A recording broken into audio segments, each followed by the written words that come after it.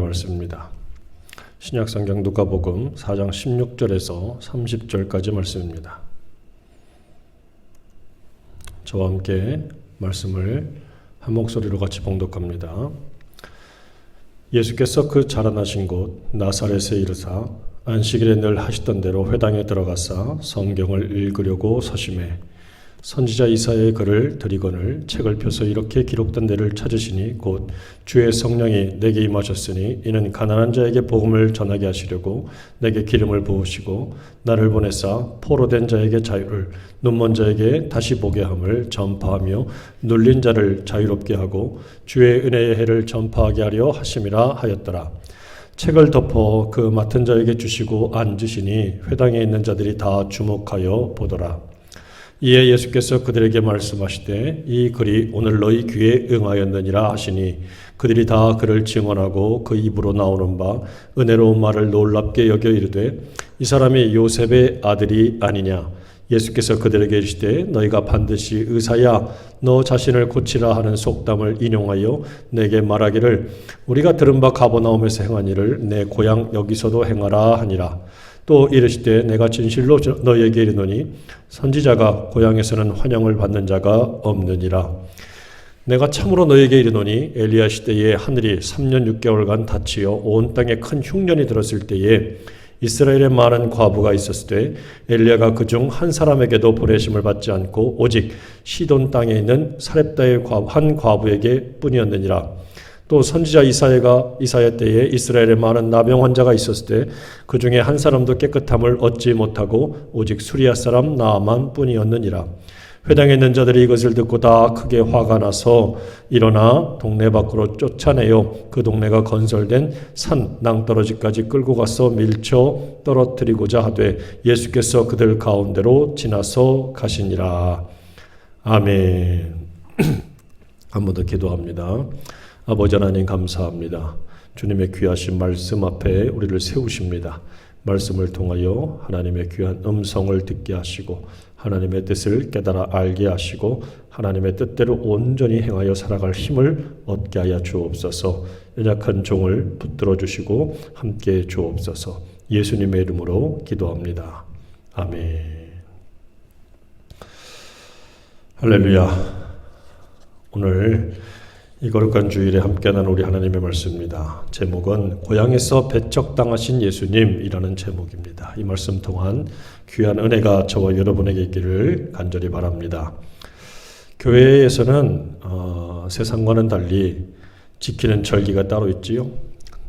대림절, 사순절, 부활절, 맥주감사절, 성령강림절, 추수감사절, 또 우리 성탄절 그런 절기들이 쭉 있지요.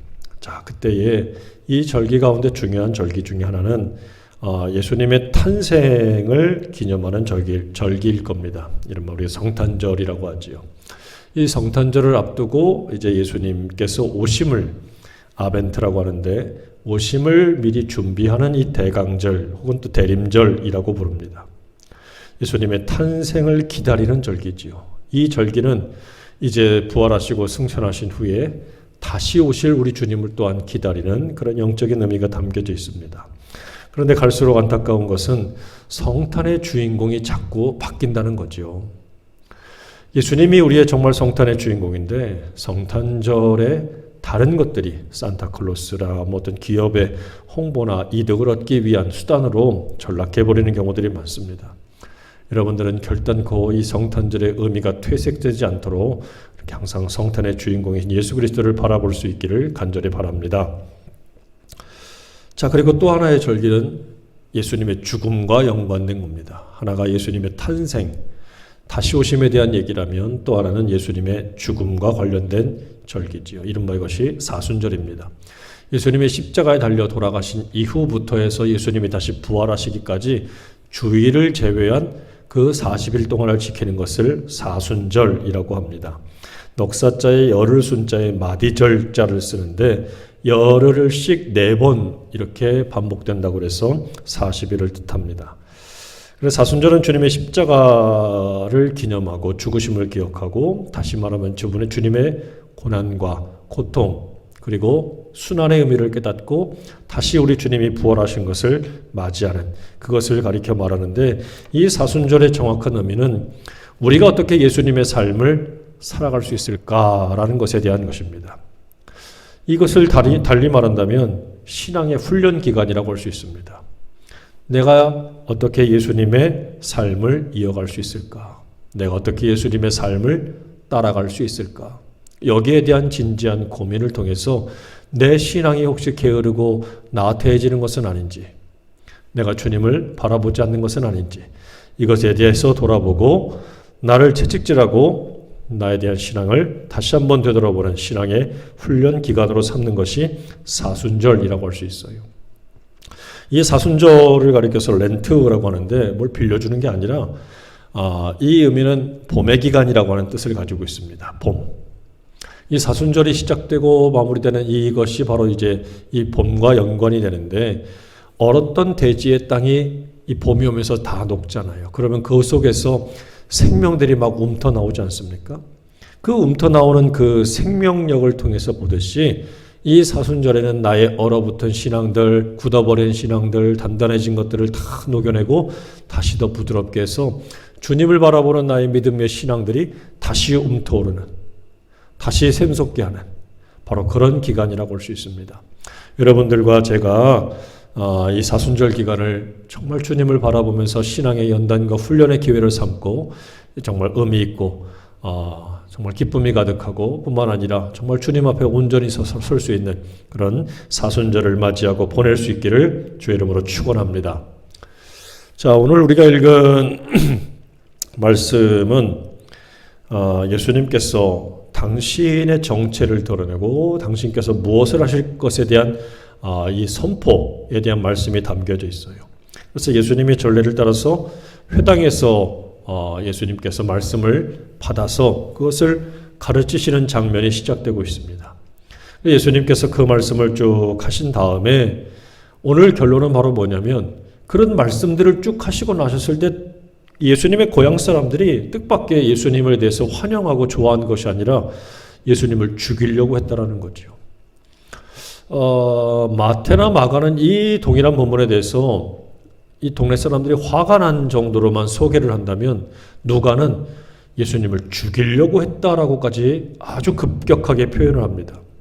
이 말씀을 통해서 우리가 깨달아야 될 것은 고향 사람들이 왜 도대체 예수님을 거부하고 예수님께 화를 내고 나아가서 예수님을 죽이려고까지 했냐라는 거죠. 그때 예수님께서 아주 유명한 말씀을 하셨죠. 선지자가 고향에서는 환영을 받는 자가 없느니라. 왜 도대체 예수님께서 이런 말씀을 하셨을까? 여기에 대한 이유는 첫째는 선입견이 있기 때문입니다. 선입견. 두 번째는 당연시하는 거지요. 당연시하는 거. 오늘 말씀을 보면 22절에 마을 사람들이, 동네 사람들이 이렇게 얘기합니다. 그들이 다 그를 증언하고 그 입으로 나오는 바 은혜로운 말을 놀랍게 여겨 이르되, 그래요. 예수님 말씀이 놀라웠어요. 권능의 말씀이지요. 자, 이 말씀을 놀랍게 여긴 건 좋은데 이 뒤에 나오는 말이 뭡니까? 이 사람이 요셉의 아들이 아니냐라는 거지요. 내가 쟤 아는데. 저 아버지가 요셉 아니야? 목수 아니야? 저 엄마 아는데 마리아 아니야? 내가 어려서부터 예수가 어떻게 자랐는지 다 아는데, 저 집안 사람들이 누군지 다 아는데 저렇게 얘기한다고? 좀 뜻밖이네. 뭐 이런 정도의 반응이지요. 근데 더 중요한 것은 23절 말씀 보면 예수님께서 그들이 했던 말을 또다시 반복하면서 이렇게 말씀하십니다. 예수께서 그들에게 이르시되 너희가 반드시 의사야 너 자신을 고치라 하는 속담을 인용하여 내게 말하기를 우리가 들은 바 가버나움에서 행한 일을 내 고향 여기서도 행하라 하리라. 병든 이를 치료하고 고쳤던 그 일을 여기서도 행해라. 행해 주십시오가 아닙니다. 뭐라고 합니까? 명령하고 있어요. 행하라. 여기서도. 예수님을 향해서 아주 당연하게, 야, 밖에서도 했으면 당연히 여기서도 해야 되는 거 아니야? 빨리빨리 보여봐. 나타내봐. 기적을 행해봐.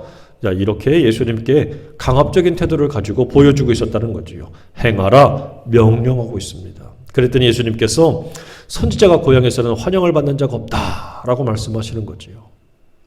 이 안타까운 장면이 나와 있습니다. 그때 예수님께서 두 사람을 보여주면서 이 사람에 대한 증거를 해주시는데 뭐라고 해주시냐면 엘리야 시대 때의 두 사람, 한 사람은 사렙다 과부고 한 사람은 수리아 사람 나아만을 소개합니다.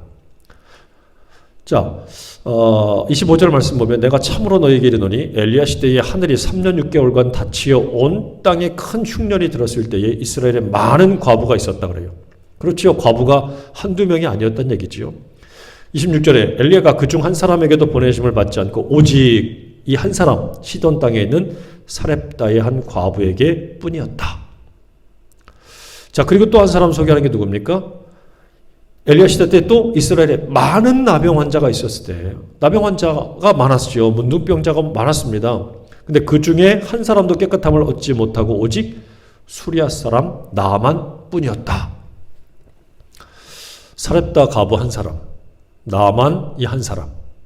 그랬더니 동네 사람들 어떻게 합니까? 듣고 더 크게 화가 나서라고 이야기합니다. 여러분 도대체 고향 사람들은 예수님께 왜 화를 냈을까요? 이유가 뭘까? 생각해 보십시오. 사렙다 과부. 이 과부는 여자입니다. 그리고 가난한 사람이에요. 당시의 기준에 의하면 부교롭지 못하다는 것은 하나님의 복을 받지 못한 것이기 때문에 저주를 받았다고 여겼던 사상들이 팽배했습니다. 또 하나 나아만 장군은 이방인입니다. 그가 아무리 잘났고 부와 명예가 권세가 있고 능력이 있어도 그는 이방인에 불과해요. 이방인이라는 얘기는 뭡니까? 택함 받지 못했다는 거예요. 거기다가 문둥병 즉 이 나병이 있었습니다. 저 역시 하늘의 천형 저주를 받은 인물이라는 거지요. 그러면 이 얘기를 이 유대인들은 고향 사람들은 모를까요? 압니다. 그런데 왜 그들이 불같이 화를 냈을까요? 예수님의 이 말씀을 보십시오. 그 많은 과부 중에 사렙다 과부만, 그 많은 나병 환자 중에서 나아만 장군만 하나님의 선택을 받고 하나님의 복을 받았다 라고 말씀해 주시니까 이 지역 사람들이 다 고향 사람들이 뭐라고요? 야, 이 사람들만 선택받았다고? 그러면 우리는 선택받지 못했다는 거야? 그럼 우리는 은혜 받지 못했다는 거야? 우리는 못 받는다는 얘기야? 덜컥 이렇게 화를 냈습니다. 다른 말로 한번 생각해 봅시다. 이 말은 우리는 선택받지 못했다는 것에 대해서 이 사람들은 자격지심을 갖는 것일 수도 있겠지만 스스로 하나님의 구원과 하나님의 은혜에 대한 자격미달로 여겼을 수도 있습니다. 자격미달. 그러니까 자기들은 은혜 받을 자격이 없고 구원받을 자격이 없고 예수님으로부터 뭔가 가버나움에서 행했던 그 놀라운 기적과 이적을 받을 만한 자격이 없는 그런 사람들로 스스로를 여겼다. 스스로 그렇게 생각했다. 그러니 화가 나지요. 그러니 화가 납니다. 여러분들은 이 고향 사람들이 이해가 됩니까? 화날 만도 한가요?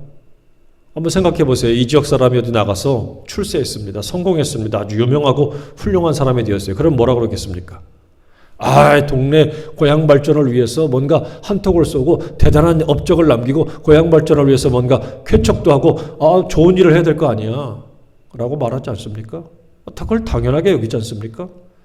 고향 사람들의 반응이 지금 예수님을 보고 똑같이 하는 거예요. 그런데 왜 우리가 그런 은혜와 당신으로부터 받아야 되는 그런 기적과 이적을 받아야 될 자격이 없느냐라고 스스로 이렇게 한탄을 하면서 화를 내고 있는 겁니다. 자, 이 상황이 참 이해가 되지 않는 그런 분들도 있겠지만 한번 진지하게 물어봅시다. 뭘 물어볼까요? 여러분 정말 하나님께 은혜 받을 만한 자격이 있습니까? 우리가 하나님의 구원을 받을 만한 자격이 있는가? 우리가 정말 하나님의 사랑을 받을 만한 자격, 축복을 받을 만한 자격이 있는가? 여러분 여기서부터 우리 다시 한번 물어봐야 돼요. 내가 정말 하나님께 은혜 받을 만한 자격이 있는가? 없습니다. 없지요. 당시에 바리새인들, 특히 유대인들이 가지고 있던 생각 중에 이 사람들이 강렬하게 가졌던 생각이 바로 뭐냐면 선민의식입니다. 우리는 선택받은 하나님의 민족, 선택받은 하나님의 백성이라고 하는 의식이 팽배했습니다. 그래서 그에 대한 증거가 율법과 성전이었다는 거지요. 하나님께 우리가 율법을 직접 받은 사람들이야? 너희들 이런 거 없지? 우리 하나님이 함께 하시는 성전이 있어? 너희들 이런 거 없지? 이에 대한 자부심이 굉장했는데 이 자부심이 지나치면서 뭐가 됐습니까? 구원은 당연한 거지. 왜? 우리는 선택받았으니까. 우리는 택함받았으니까. 그렇지 못한 이방인들이나 그렇지 못하다고 여겼던 저주받은 사람들에 대해서 이 사람들은 굉장히 차별하고 멸시했습니다. 무시했지요. 근데 예수님이 이들에게 오셔서 아주 정확한 지적을 하셨어요. 그것이 바로 뭡니까? 위선자들이라는 거예요. 외식하는 자들이라는 거지요. 겉과 속이 다르다는 겁니다. 심지어 그들을 향해서 뭐라고 책망하십니까? 바리새인들을 향해서 독사의 자식들, 회칠한 무덤 같다라고 주님이 책망하셨어요. 회칠한 무덤은 뭡니까? 겉은 번지르니하게 괜찮은데 속은 썩어 문드러진 시신으로 가득해 있다. 썩은 냄새로 진동하는 바로 그 무덤 속에 있는 것들이 바로 너희들이다. 겉과 속이 그렇게 다르고 겉으로 하나님께 경건하고 정말 제대로 믿는 것처럼 보이지만 속으로는 그렇지 않다라는 거지요. 우리가 정말 하나님의 구원, 하나님의 은혜, 하나님의 사랑, 하나님의 축복을 받을 만한 자격이 있던가? 아닙니다. 우리는 하나님께 구원받고 은혜 받을 만한 자격이 없어요. 우리가 정말 믿고 깨달아야 될 것은 바로 뭐냐면 우리는 그 어떤 자격도 없다는 사실을 먼저 시인하고 고백하고 인정할 필요가 있습니다. 우리가 뭘 했기 때문이 아니라 그분이 먼저 우리에게 다가와 주셨기 때문에 우리는 자격이 없음에도 불구하고 그분에게 받았다라는 거예요. 구원을 받고 은혜를 받고 사랑을 받고 나아가서 복을 받는 사람이 되었다는 거죠. 이게 받을 수 없으니까 우리가 정말 뭔가를 통해서 할 수 없기 때문에 하나님이 거저 주시는 거예요. 결코 싼 것이 아닙니다. 너무나도 귀한 거지요. 너무나도 귀한 거예요. 우리가 아는 대로 사도 바울은 신약 성경 27권 중에서 13권을 기록할 정도로 그의 이름이, 그의 명성이 당시에도 대단했고 기독교 발전과 공헌에 굉장한 이 공헌을 세운 사람입니다. 근데 이 사도 바울이 자기 자신에 대해서 뭐라고 소개합니까? 가말리엘이라고 하는 당대 최고의 선생님이 돼서 공부했고 히브리인 중에 히브리인이고 바리새인 중에 바리새인이다. 로마의 시민권을 날 때부터 가지고 있었다라고 소개합니다. 굉장하지요. 한마디로 유대의 엘리트입니다. 엘리트. 그런데 자기의 영적인 아들처럼 여기는 디모데를 향해서 바울이 편지를 썼어요. 디모데전서 1장 15절에 그 편지 내용 가운데 자기의 영적인 아들처럼 여기는 디모데를 가리켜서 디모데에게 자기를 소개할 때 뭐라고 얘기하냐면 내가 죄인 중에 괴수다. 죄인 중에서도 내가 가장 흉악하고 가장 추악한 괴수다. 이렇게 소개를 하고 있지요. 이 참 놀라운 고백 아닙니까? 한마디로 말하면 바울은 뭡니까? 내가 자격 없다는 얘기예요. 난 죄인 중에서도 상죄인이라는 얘기입니다. 자격이 없어요. 그런데 그 자격 없는 나를 하나님이 택하시고 불러주셔서 하나님의 귀한 사도로, 이방인의 사도로, 하나님의 일꾼으로, 하나님의 종으로 나를 불러서 사용해 주시더라. 이 말 아닙니까? 정말 감사할 수밖에 없는 거예요. 그래서 우리가 신앙생활하면서 뭔가 자꾸 선입견을 가지고 뭔가 자꾸 이렇게 주장을 하는데 그게 아닙니다. 신앙생활은 감사뿐인 거예요. 감사뿐이다. 감사만 해야 된다는 거예요. 왜 주님이 이 사렙다 과부를 언급하셨을까? 우리가 좀 생각해 봐야 되는 것은 당시 시돈과 두로 사이에 있는 이 사르밧이라고 하는 지역의 이 여인인데 사르밧, 우리가 이제 사렙다 오늘 본문에 그렇게 나와 있는데 이 두 가지 명칭이 같은 겁니다. 자, 이 지역에 있는 이 과부에게 누가 갔습니까? 엘리야가 갔어요. 누가 보냈습니까? 하나님이 보냈습니다.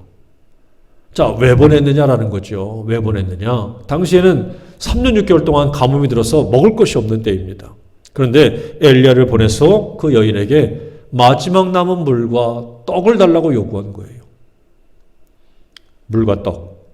떡 달라는 거예요. 밥 달라는 거예요. 자, 그랬더니 열왕기상 17장 12절에 보면 이 사렙다 과부가 이렇게 얘기합니다. 그가 이르되 당신의 하나님 여호와께서 살아계심을 두고 맹세하노니 나는 떡이 없고 다만 통에 가루 한 웅큼과 병에 기름 조금뿐이라. 내가 나뭇가지 둘을 주워다가 나와 내 아들을 위하여 음식을 만들어 먹고 그 후에는 죽으리라. 죽겠답니다. 여러분, 이쯤 되면 어떻게 될까요? 포기해야 되는 거 아닙니까? 이쯤 되면 됐어 그만할게요 라고 먼저 말을 거둬야지요. 이게 양심이 있어야지. 어떻게 이럴 수가 있습니까? 참 파렴치하지 않습니까? 그런데 여러분 보세요. 엘리야가 이렇게 또 묻습니다. 엘리야가 그에게 이르되 두려워하지 말고 가서 내 말대로 하려니와 먼저 그것으로 나를 위하여 작은 떡 한 개를 만들어 내게로 가져오고 그 후에 너와 내 아들을 위하여 만들라. 아니 가루 한 움큼 가지고 얼만큼 되겠어요? 이게 마지막 남은 양식이에요. 근데 이 마지막 남은 양식을 나를 위해서 먼저 주고 그 다음에 니네가 먹어 이렇게 얘기하는 거거든요. 자, 그리고 나서 이렇게 또 얘기합니다. 이스라엘 하나님 여호와의 말씀이 나 여호와가 비를 지면에 내리는 날까지 그 통에 가루가 떨어지지 아니하고 그 병에 기름이 없어지지 아니하리라 하셨느니라. 여러분 이게 지금 가루가 나타났습니까? 기름병에 기름이 계속해서 차고 넘치는 게 보입니까? 안 보여요. 이거는 될 수도 있고 안 될 수도 있는 거예요. 그렇지 않습니까? 될 수도 있고 안 될 수도 있는 겁니다. 근데 지금 이 엘리야는 이 과부에게 지금 그렇게 얘기를 전달하고 있는 거예요. 자, 그러면 어떻게 할까요? 여러분은 결정했습니까? 사렙다 과부는 결정했어요. 엘리야에게 먼저 주고 그 다음에 남은 걸 자기가 먹기로, 아들이 먹기로 결정을 했어요. 여러분들이라면 어떻게 하겠습니까? 에이, 말도 안 되지. 그런 걸 어떻게 줘. 양심도 없지 말이야. 모르긴 몰라도 아마 여러분에게 아마 그렇게 누군가가 와서 부탁을 했다면 예의 없다, 버릇 없다, 파렴치하다, 별 얘기를 다 들어서 아마 몽둥이 찜질을 했을지도 몰라요. 사기친다고 했을 수도 있습니다. 그런데 15절입니다. 그가 가서 엘리야의 말대로 하였더니 뭐라고요? 엘리야의 말대로 했대요. 순종했다는 얘기지요. 마지막 남은 기름 한 방울, 마지막 남은 가루 가지고 물로 반죽을 해서 구워가지고 한참을 구워서 얼마나 냄새가 진동했겠어요. 배고픈 아들이 보이는데. 근데 그 여인은 그걸 가지고 엘리야에게 먼저 대접해 줬어요. 근데 그 다음 말씀 볼까요? 그렇게 했더니 그와 엘리야와 그의 식구가 여러 날 먹었으나, 아니 이거 한 번 먹으면, 두 번 먹으면, 하루 이틀 먹으면 끝인데 여러 날을 먹었대요. 심지어 여호와께서 엘리야를 통하여 하신 말씀같이 통에 가루가 떨어지지 않냐고 병에 기름이 없어지지 않았다. 오늘 이게 중요한 말씀 아닙니까? 사렙다 과부는 분명한 믿음으로 결정했습니다. 이걸 확인해 본 게 아니에요. 된 다음에 움직인 게 아닙니다. 하나님 말씀이니까 한 거예요. 그대로 믿고 순종했지요. 그대로 믿고 순종했을 때 이와 같은 놀라운 기적을 봤다는 거예요. 여러분, 그렇게 해서 깨달아야 될 것은 하나님이 사람을 보내는 이유는 뭐냐? 필요하니까 보내는 거예요.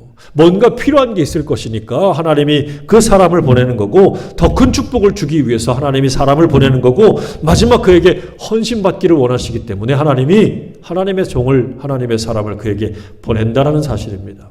그런데 중요한 건 예수님이 왔음에도 불구하고 예수님의 고향 사람들은 예수님을 배척했습니다. 예수님을 밀쳐냈습니다. 아니 심지어 예수님께 불같이 화를 내고 예수님을 죽이려고 했습니다. 이유가 뭡니까?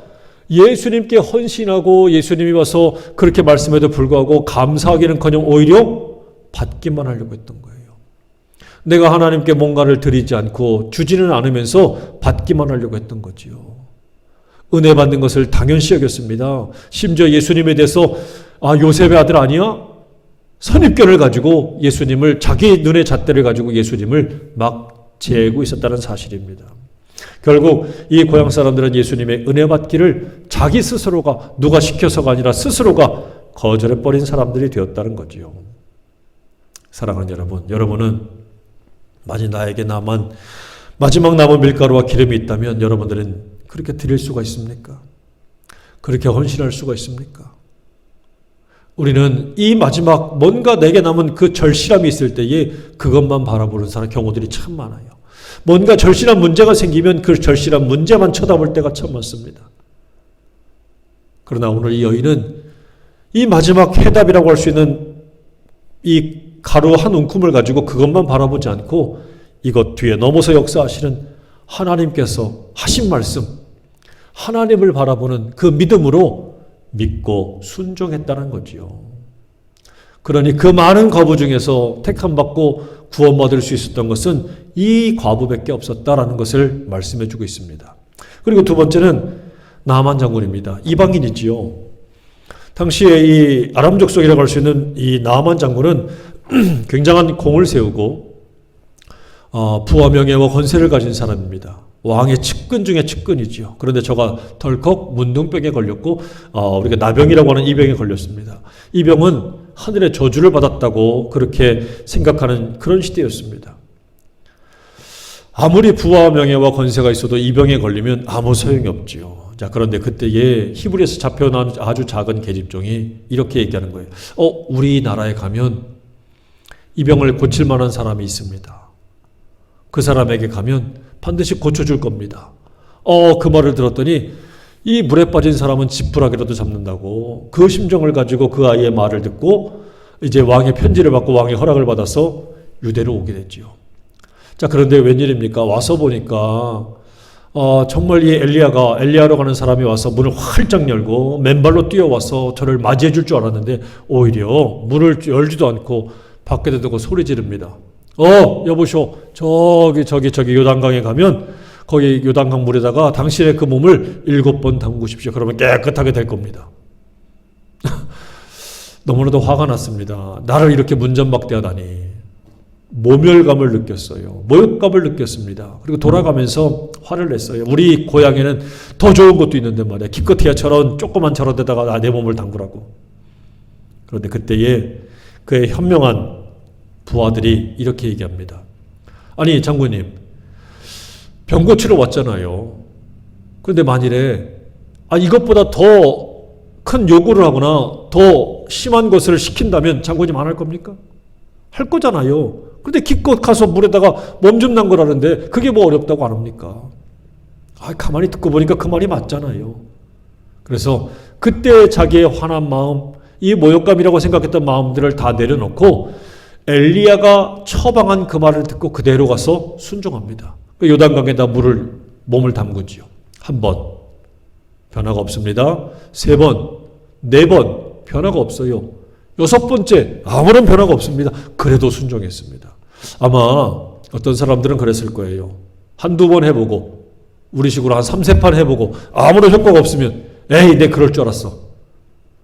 포기할 겁니다. 멈출 거예요.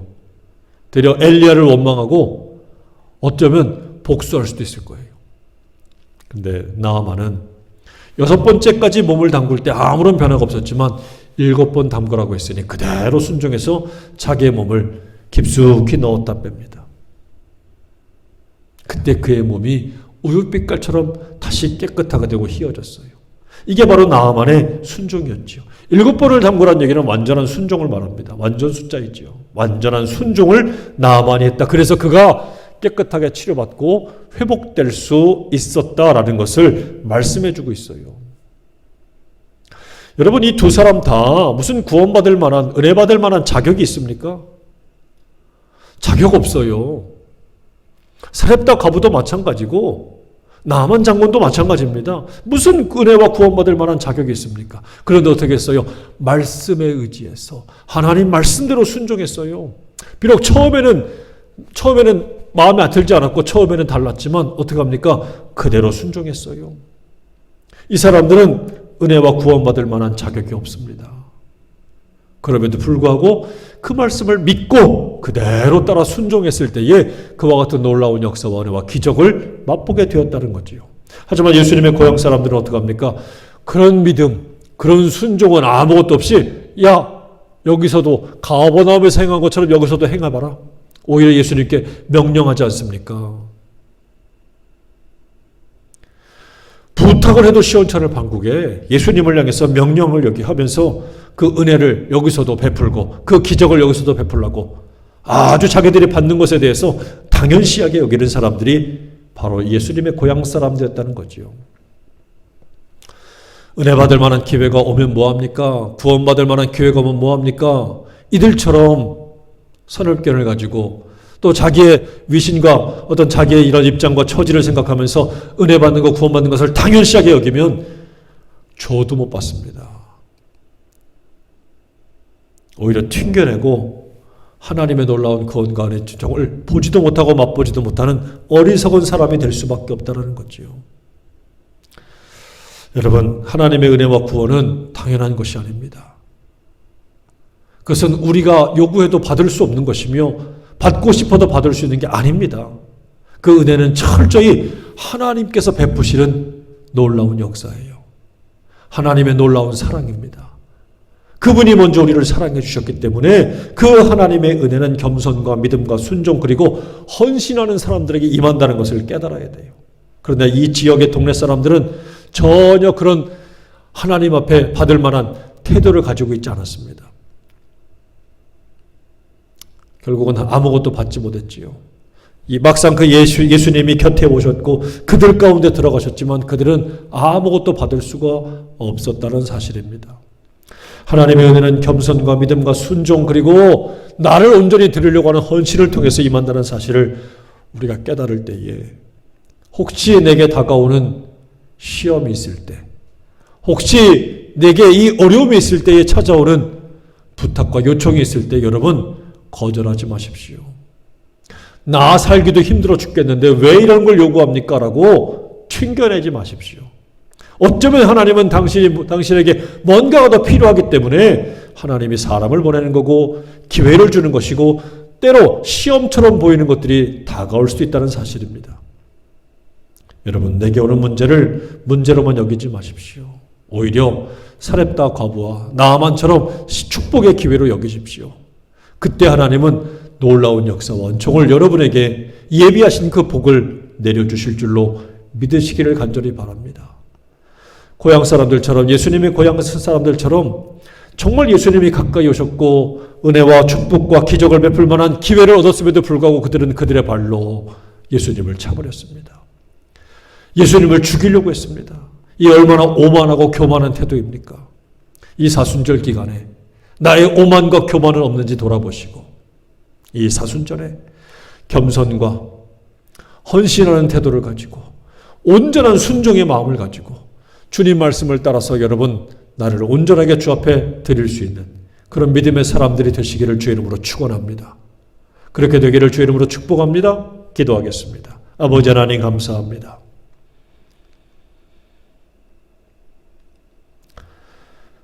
축복의 기회가 찾아왔고 구원과 은총, 은혜 받을 만한 기회가 왔지만 예수님의 고향 사람들은 오히려 예수님을 문전박대하고 예수님께 불같이 화를 내고 그것도 모자라서 예수님을 죽이려고까지 했습니다.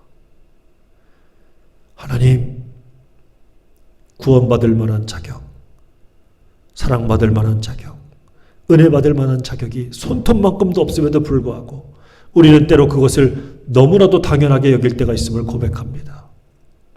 그래서 내가 원하는 것을 얻지 못하면 화가 나고 내 뜻대로 안 되면 하나님 정말 삐지고 아버지 하나님 문제를 일으킬 때가 얼마나 많은지요. 주님, 수많은 과부가 있었지만 구원받은 과부는 사렙다 과부뿐이요. 수많은 나병 환자가 있었지만 구원받은 나병 환자도 순종했던 나만뿐이었다고 말씀합니다. 모두가 어려운 형편 속에서 자기의 처지와 형편을 원망하고 불평하고 끊임없이 저주하고 탄식만 하지만 오늘 그 힘들고 어려운 와중에도 헌신하고 순종하고 믿음을 따라서 살았던 저들처럼 우리도 이 사순절에 그렇게 살 수 있도록 주님 도와주시옵소서. 그렇게 살고자 하는 자들에게 우리 주님 귀하고 놀라운 은혜를 베풀 때에 우리도 한 사람도 빠짐없이 다 받을 수 있도록 도와주옵소서. 살아 역사하시고 인도하시는 예수님의 이름으로 간절히 기도드립니다. 아멘.